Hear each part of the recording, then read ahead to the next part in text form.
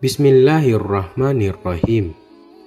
Assalamualaikum warahmatullahi wabarakatuh. Alhamdulillah, Allah masih memberikan rahmat dan karunia-Nya kepada kita semua, sehingga saudaraku semua dapat berjumpa kembali dengan Fawaz Channel. Selawat dan salam kita panjatkan kepada Nabi besar junjungan kita semua, yaitu Nabi Muhammad Sallallahu Alaihi Wasallam. Allahumma sholli ala Sayyidina Muhammad wa ala ali Sayyidina Muhammad. Saudaraku yang dirahmati Allah, harapan saya saudaraku semua selalu dilindungi oleh Allah dan dilapangkan rezeki selapang-lapangnya dan dipanjangkan umur oleh Allah. Amin ya rabbal alamin. Pengetahuan tentang pembatal keislaman menjadi perkara penting untuk dibahas. Ini dilakukan supaya umat muslim lebih memahami dan mewaspadai segala hal yang bisa membatalkan keislaman mereka. Menurut Syekh Dr. Shalih bin Fauzan, dalam buku Pembatal Keislaman, seorang muslim yang keluar dari Islam disebut sebagai murtad.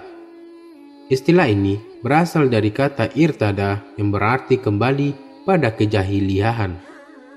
Dalam surat Al-Maidah ayat 21, Allah berfirman, yang artinya, wahai kaumku, masuklah ke tanah suci yang telah ditentukan Allah bagimu, dan janganlah kamu berbalik ke belakang karena takut kepada musuh. Nanti kamu menjadi orang yang rugi. Menurut para ulama, pembatal keislaman terdiri dari 10 perkara. Yang pertama, syirik dalam beribadah kepada Allah. Syirik adalah perbuatan tercela yang dilakukan seorang dengan menyekutukan Allah. Ia menyembah, berdoa, dan beribadah kepada selain Allah. Allah berfirman dalam surat An-Nisa ayat 116 yang artinya, sesungguhnya Allah tidak mengampuni dosa orang yang menyekutukan Dia dengan sesuatu dan mengampuni dosa-dosa lainnya bagi yang Dia kehendaki. Yang kedua, menjadikan suatu benda sebagai perantara antara dia dan Robnya. Meski tidak menyembah langsung, menjadikan suatu benda sebagai perantara antara dia dengan Robnya juga termasuk keperbuatan syirik. Jika ini diteruskan, bisa saja membatalkan keislaman seseorang. Allah berfirman dalam surat Yunus ayat 18 yang artinya, dan mereka menyembah selain daripada Allah apa yang tidak dapat mendatangkan kemudaratan kepada mereka dan tidak pula kemanfaatannya, dan mereka berkata, mereka itu adalah pemberi syafaat kepada kami di sisi Allah.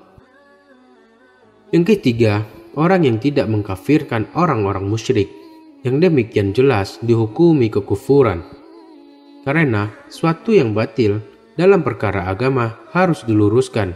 Umat muslim tidak diperkenankan untuk membiarkannya atau justru membenarkan mazhab mereka. Wajib bagi setiap muslim mengkafirkan orang yang dinyatakan kafir oleh Allah dan Rasul-Nya. Allah telah menyatakan kafir orang musyrik, yaitu para pengagung berhala dan orang-orang yang menjadikan selain Allah sebagai tandingan dalam ibadah. Allah berfirman dalam surat Al-Maidah ayat 17 yang artinya, sesungguhnya telah kafir orang-orang yang berkata, sesungguhnya Allah itu ialah Al-Masih putra Maryam. Yang keempat, lebih mengutamakan hukum tauhid. Seseorang yang lebih mempercayai hukum tauhid dibandingkan hukum Allah dan Rasul-Nya bisa dianggap membatalkan keislamannya. Sebab sikap tersebut menunjukkan lemahnya iman seseorang. Ia tidak mempercayai Tuhannya dan utusan yang dikirim kepada umat manusia. Tauhid adalah segala sesuatu yang menyebabkan seorang hamba melebihi batasannya, baik itu sesuatu yang diibadahi, diikuti, atau ditaati. Allah Ta'ala berfirman dalam surat Al-Baqarah ayat 256, yang artinya tidak ada paksaan untuk memasuki agama Islam. Sesungguhnya telah jelas jalan yang benar daripada jalan yang sesat. Karena itu, barang siapa yang ingkar kepada tauhid dan beriman kepada Allah, maka sesungguhnya ia telah berpegang kepada buhul tali yang amat kuat yang tidak akan putus, dan Allah Maha mendengar lagi Maha mengetahui. Yang kelima, tidak menyukai dan membenci sunnah Rasulullah.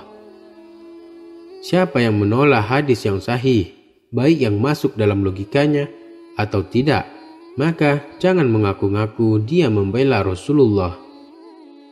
Abu Rafi radhiyallahu anhu meriwayatkan Rasulullah shallallahu alaihi wasallam bersabda, "Aku tidak mendapati salah seorang dari kalian bersandar di atas kasur mewahnya. Datang kepadanya sebuah perintah yang aku perintahkan atau aku telah melarangnya.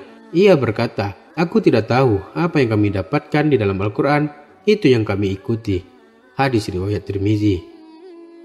Yang keenam, mengejek atau memperolok agama Islam. Orang yang memperolok-olok agama hukumnya murtad dan keluar dari Islam secara total. Allah berfirman dalam surat At-Taubah ayat 65-66 yang artinya, katakanlah, apakah dengan Allah, ayat-ayatnya dan Rasulnya kamu selalu berolok-olok? Tidak usah kamu meminta maaf, karena kamu telah kafir sesudah beriman. Ayat ini menjelaskan mengolok-olok Allah Subhanahu wa Ta'ala adalah sebuah kekufuran, mengolok-olok Rasul adalah sebuah kekufuran, dan mengolok-olok ajaran agama Islam adalah sebuah kekufuran. Barang siapa yang mengolok-olok salah satunya saja, berarti ia telah mengolok-olok semuanya. Yang ketujuh, mempelajari, terpikat, dan mengamalkan ilmu sihir.